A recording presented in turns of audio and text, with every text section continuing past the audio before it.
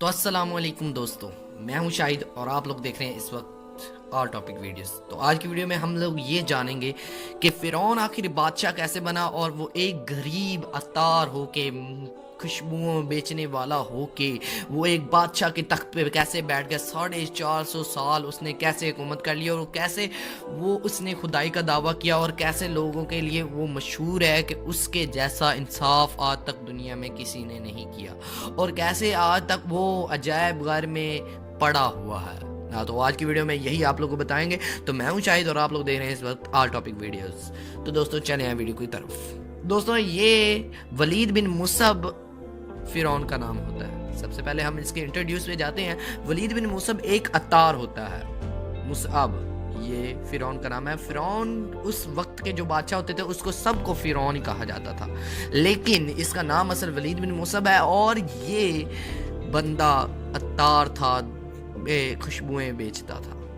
اب اس نے سوچا کہ میں نے امیر بننا ہے تو میں اس میں کیا کر سکتا ہوں۔ تو اس نے منڈی میں نکل گیا۔ اس نے دیکھا کہ تربوز ان دنوں بہت ہی سستے گاؤں سے مل رہے تھے، اور شہر کی منڈیوں میں بہت ہی مہنگے بھاؤ پہ مل رہے تھے۔ اس نے کیا کیا، کچھ تربوز لے لیے اور روانہ ہو گئے ان کو بیچنے کے لیے۔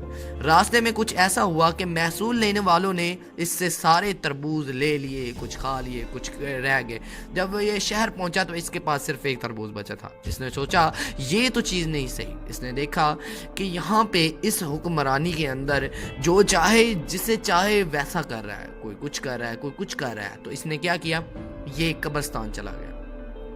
اس نے قبرستان گیا اور وہاں پہ اس نے کیا کیا، کچھ پیسے لگا دیے ہر مردے کو دفن کرنے پہ۔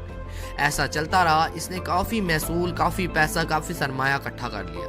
اب جب سرمایہ اس نے اکٹھا کر لیا تو ایک دن کسی امیر رئیس زادے کو دفنانے کے لیے قبرستان کچھ لوگ پہنچے۔ جب وہاں پہ پہنچے تو یہ آگے فرعون بیٹھا ہوا تھا، ولید بن مصعب۔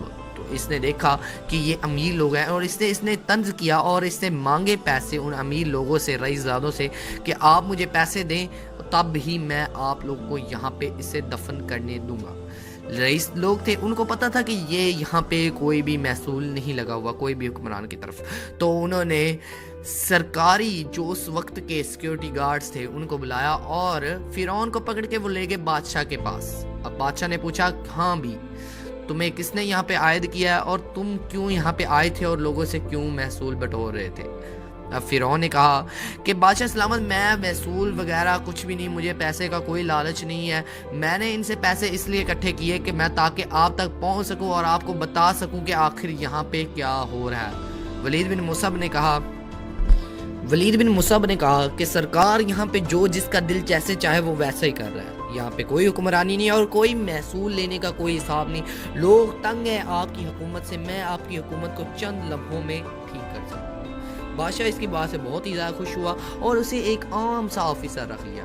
اب ولید بن مصعب نے کیا کیا، منڈیوں میں جانا شروع کر دیا، اور جہاں پہ کچھ بھی برا ہو رہا تھا اس کو ختم کر کے سارے کا سارا نظام اس نے درست کر دیا۔ ایک وقت ایسا آیا کہ اسے اپنا وزیر رکھ لیا گیا۔ بادشاہ کا وقت قریب آیا، بادشاہ مر گیا، اور بادشاہ کے مرنے کے بعد مصر والوں نے ولید بن مصعب کو بادشاہ بنا دیا۔ تو اس طرح ولید بن مصعب، جس کا نام فرعون ہے، جس نے بہت ہی زیادہ ظلم کیے بنی اسرائیل پہ، وہ اس طرح بادشاہ بنا۔ اگر آپ لوگ کو اس بات سے کچھ نہ کچھ سیکھ مل رہی ہے تو اس چینل کو سبسکرائب کرو، اور میں امید کرتا ہوں کہ آپ کو ویڈیو پسند ہوگی۔ Thanks for watching. اللہ حافظ۔